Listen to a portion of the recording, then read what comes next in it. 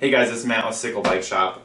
Today I want to talk about something that we see all the time, and it's something you don't really think about. So this is a shifter, and you probably have one on your bike, unless you have a really new one that's electronic. Most shifters operate with a cable that runs from the front of your bike, where your shift lever is, all the way down to your derailleur in the back of the bike.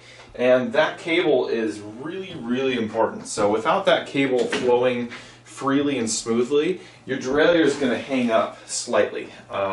It's either going to be hard to push, or when you're downshifting into your harder gears, it could kind of slowly hesitate, and that's going to make your shifting really crappy. And something that people don't think about, but you can replace that, and you should replace that very frequently. So this is a cable that came off of a bike, and it's really common when you're looking at your bike, you look at it and you're like, well, there's no cuts or nicks or whatever, so it's probably fine. It's actually probably not fine. So the cuts and nicks are one thing that you should be paying attention to. If there's a big cut, that's an opportunity for dirt and water and stuff to get in.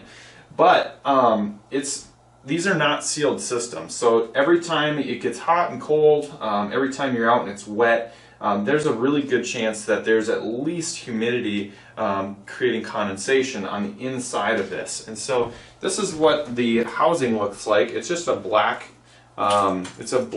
plastic coated sheath, and on the inside there's all these little metal strands that create an actual tube for the cable to slide through. So brand new, it works great. There's probably a little bit of grease or something in there, but over time what can happen is you get any moisture in there, and it's steel, it's going to rust, and so it's very common for us to take these off of a bike, pull it open, and there's a big old spot of rust on here, and then your cable, like this cable here, has a bunch of rust and contaminant.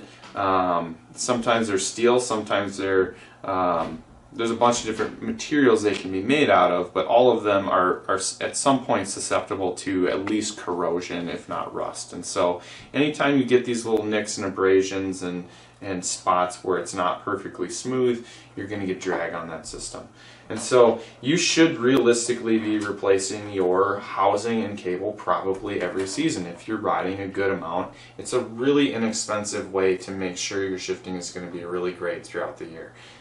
It's pretty much impossible to get a good shifting system if the cabling and the housing are corroded, rusted, or at all contaminated. Another cool benefit of replacing this stuff is the stuff that comes on your bike from the factory. It might be a decent quality, but certainly the aftermarket cables and housing we use have a much higher level of coating on them, so they're going to last a lot longer. They're going to be even slipperier, which is really great because then you have lower resistance, and it's just going to work a lot better in the system. Your shifter is going to feel nice and light, good easy shifts. But you can also get all of your housing in fun colors. So if you've got a really boring bike and you'd like it to not be boring, just next time you replace your cabling, get some cool colors. It's not really any more expensive. We have a whole bunch of them here. And it's just a fun way to accessorize your bike, along with getting better shift performance. So come in and check it out. If you've got any questions, feel free to ask. But if you haven't had your cabling and housing replaced in a while, might as well do it. It's just going to make your life a lot better, make your ride a lot smoother. So see you guys soon.